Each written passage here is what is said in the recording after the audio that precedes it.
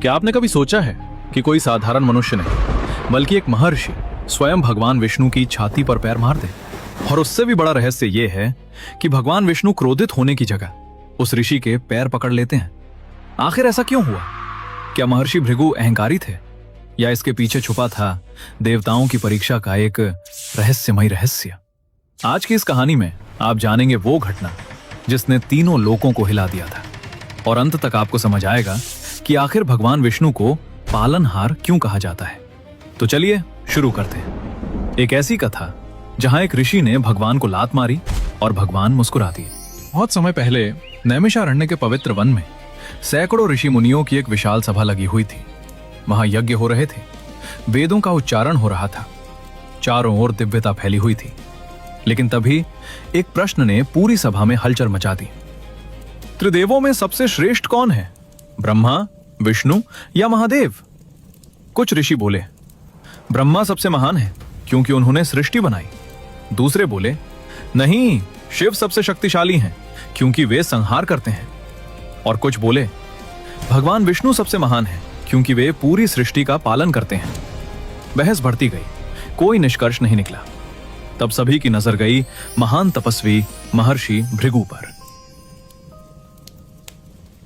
महर्षि भृगु, जिनका तेज सूर्य के समान था, उनसे कहा गया, ऋषिवर, आप स्वयं त्रिदेवों की परीक्षा लें और बताइए सबसे श्रेष्ठ कौन है।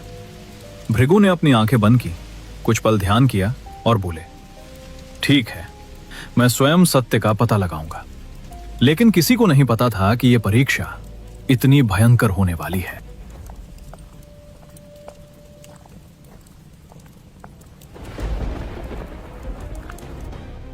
सबसे पहले महर्षि भृगु पहुंचे ब्रह्मलोक, जहां भगवान ब्रह्मा वेदों का ज्ञान दे रहे थे। ब्रह्मा जी ने मुस्कुराकर कहा, आओ पुत्र भृगु। लेकिन भृगु ऋषि चुपचाप खड़े रहे। उन्होंने प्रणाम तक नहीं किया। पूरा ब्रह्मलोक स्तब्ध रह गया। ब्रह्मा जी की आंखों में क्रोध भर गया क्योंकि भृगु उनके मानस पुत्र थे। लेकिन उन्होंने अपने क्रोध को रोक लिया। भृगु मन ही मन समझ गए यहां क्रोध मौजूद है, और वे वहां से चले गए।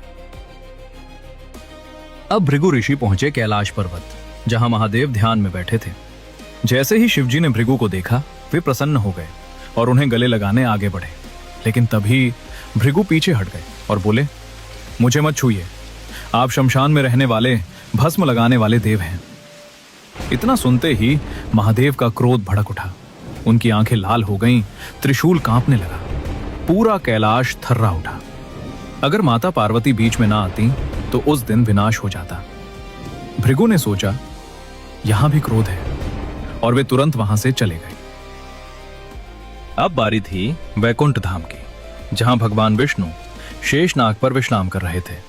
चारों ओर दिव्य प्रकाश था। देवगण स्तुति कर रहे थे। माता लक्ष्मी भगवान के चरण दबा रही थी।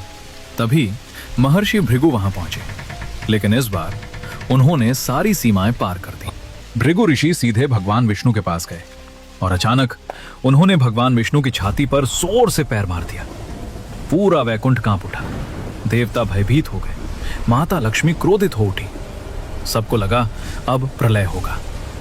लेकिन तभी कुछ ऐसा हुआ जिसने पूरी सृष्टि को चौंका दिया।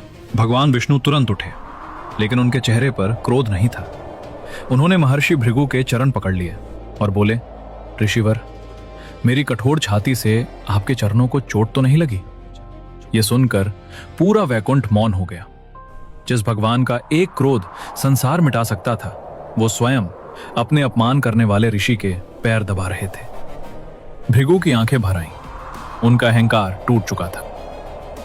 भृगु ऋषि कांपती आवाज में बोले, प्रभु, आज मुझे समझ आ गया, सच्ची महानता शक्ति में नहीं, विनम्रता में होती है। जिसके अंदर अहंकार नहीं, वही सबसे महान है। भृगु ऋषि भगवान विष्णु के चरणों में गिर पड़े और बोले, हे नारायण, आप ही सबसे श्रेष्ठ हैं। लेकिन दूसरी ओर माता लक्ष्मी क्रोधित थी। उन्होंने कहा, प्रभु, जिसने आपका अपमान किया, आपने उसी का सम्मान किया।